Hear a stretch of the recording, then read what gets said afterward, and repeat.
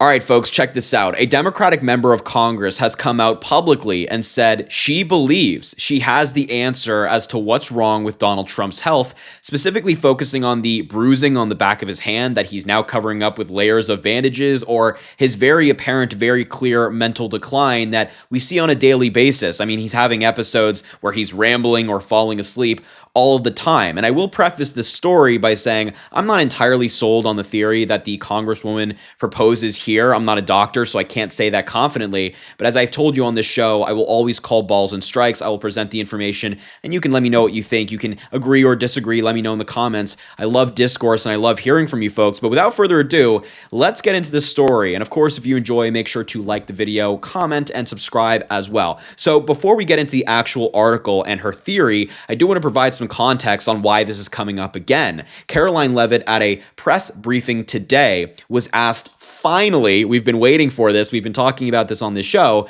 can you explain what's going on with the bandages on Donald Trump's hands? I don't know why it's taken this this long to get a question just asked to Caroline Leavitt about the matter, but this is what she said, and she's still running with the same BS excuse to explain Donald Trump's bruising. Watch. Go ahead. Thank you. The president's been spotted out and about a number of times with bandages on his hands. Could you please explain what that is about?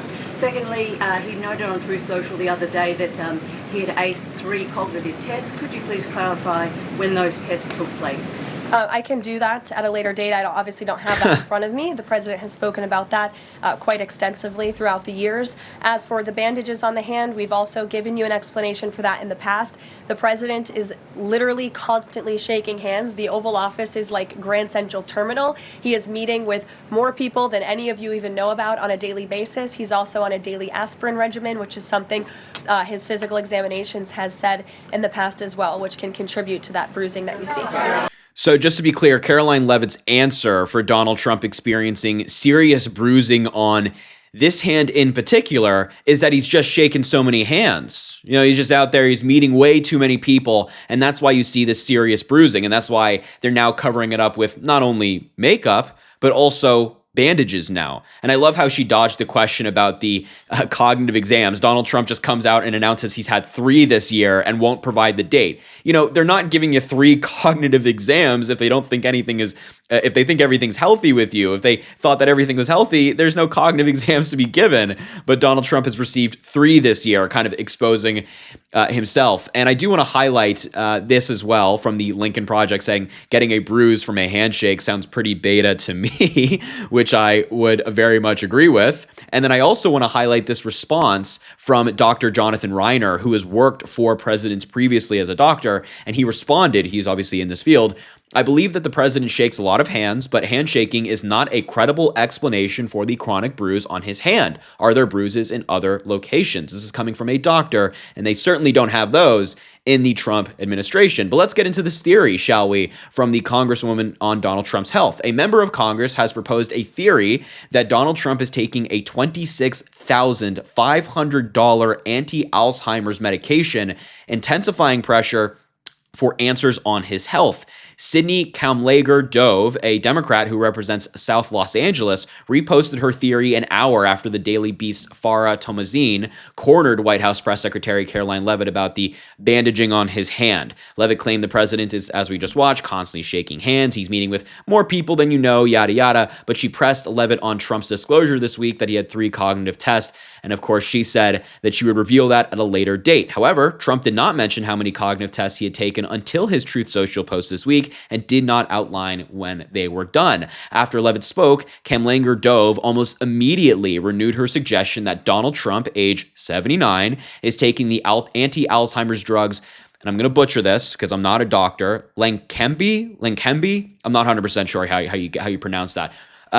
She said, hey, I'm just asking questions. She wrote as she reposted a screenshot of the theory she first posted on December 4th. She also attached Donald Trump's rambling Truth Social boast about how he aced 3 dementia tests. And this is what she said. The Alzheimer's drugs, Lenkembi, we're going to run with that, is administered through an infusion, for example, through the hand, can cause swelling, bleeding, or fluid leakage in the brain requiring regular MRIs, can cause tiredness. And again, not a doctor, not going to chime in here on the medical validity of all this. But if this is the case that this medication causes these things, well, we see these symptoms in Donald Trump all the time. He is falling asleep. He has MRIs, apparently, for no particular reason, and more. I mean, it is concerning. In her December 4th post, she wrote what we just saw above, finishing it with curious, which I do think it is. She said, "I'm not a doctor," in a statement to the Daily Beast, but I do think it's curious that Trump's drowsiness and visible bruising on his hands are consistent with known symptoms and side effects of Alzheimer's medications like Leqembi, she told the Daily Beast.